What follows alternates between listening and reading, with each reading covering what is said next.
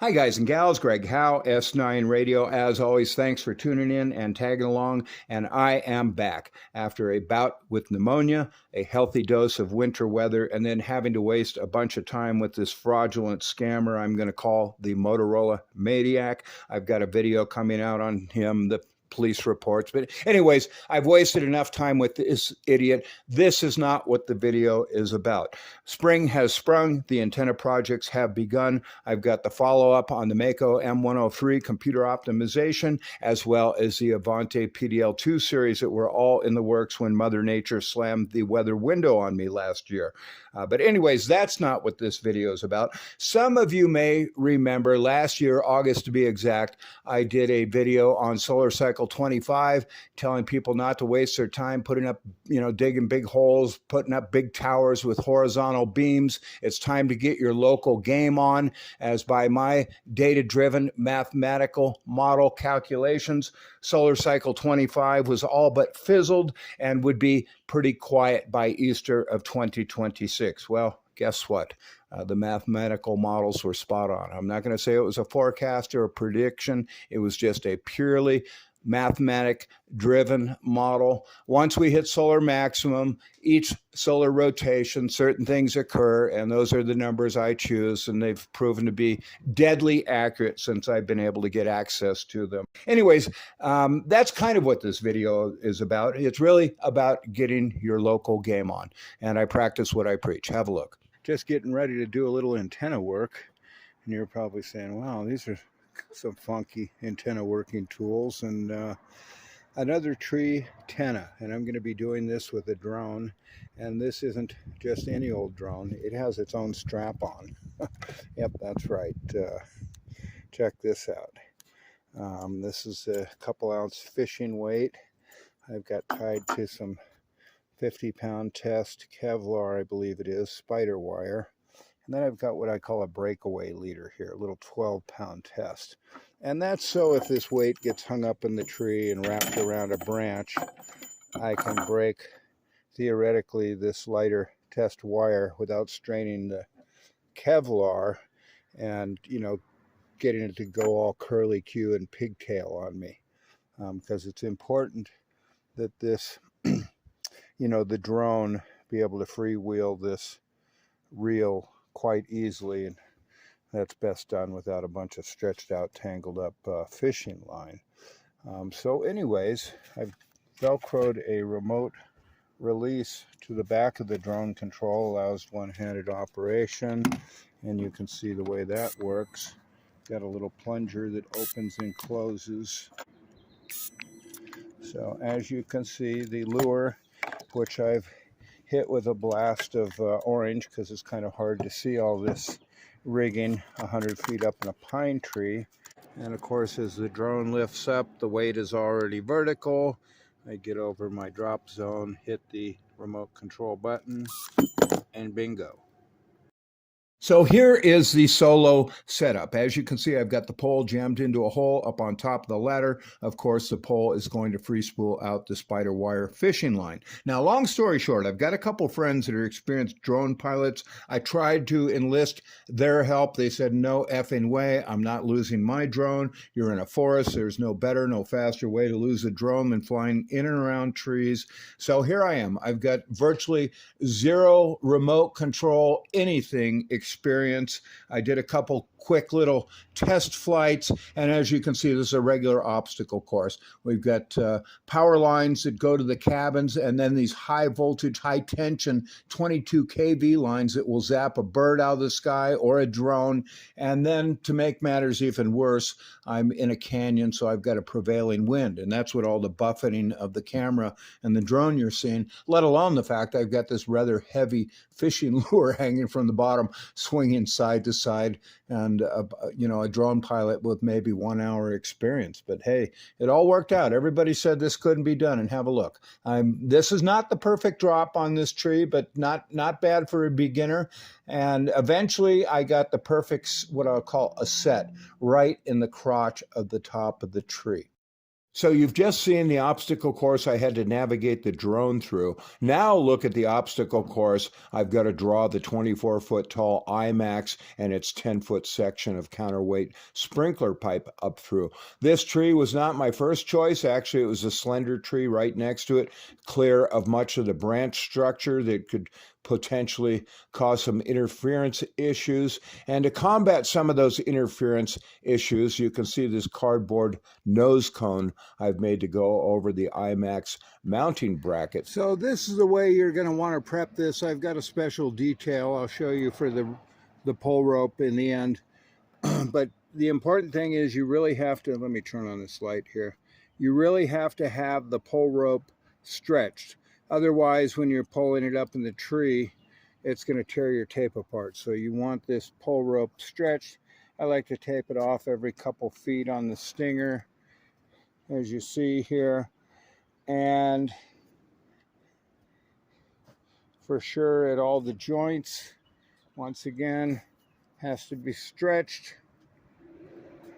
So you can see, and then, you know, as we go lower, I've got it maybe every 3 feet or whatnot. But the main thing is it has to remain taut. I used to take tape and tape it right to the end, and that was no problem going up most trees. However, this tree is so heavily branched, one would think, okay, let's use a whole bunch of tape to keep branches from getting in between the antenna and the pull rope. But in the interest of not wanting to break this fragile tip off, this is my engineering detail. This just a little piece of plastic from a to-go container, a piece of plastic milk bottle will work. I've actually done this with nothing more than painter's tape. But let me show you. This is basically just a deflector. So what I'm going to do, and what that does, it allows this rope, when it comes up into the pulley, will go around the pulley, and it would obviously try, if we were taped up here, it would try to pull this into the pulley, which has never happened. But rather than stress that, we'll let this go into the pulley. This is free, which the pulley will hit, and it won't, no danger of breaking the tip of this. So we'll put this little plastic deflector on here. And this will prevent tree branches from getting in between. Yet when it goes through the pulley, it will easily release the antenna. This will probably tear off going through the pulley. I don't care. I'm not going to use a bunch of tape, but you'll see it makes a nice little deflector and keeps from any possibility. You know, this is an IMAX. I can tell you, if you had a super big stick or a Francis Amazer on a super big stick, they're a lot skinnier up at the top, and you might risk doing some damage to the tip. But right now it's going to pull up. Branches aren't going to be able to get in between. When it comes to the pulley, it's just going to go like that. So here's a look at the IMAX mounting bracket with its biodegradable nose cone. I've made sure to just have wraps of tape where the tape doesn't actually touch itself. It's just on the cardboard. Theoretically, first rainstorm, everything should free up and fall off. You certainly don't want saturated cardboard, you know, right over the tuning area of the antenna.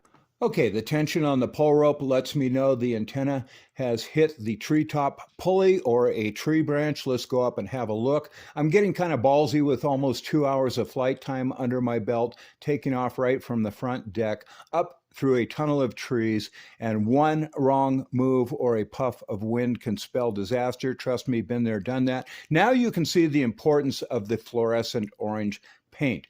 The drone is my seeing eye dog. I can now see the base of the IMAX is right up at the top of the tree, also right up against the fluorescent orange painted pulley. I will drop the IMAX slightly as I do not want that metallic pulley in the tuning region of the IMAX. I've also got 5 coats of paint on the tip of the IMAX that you can barely see.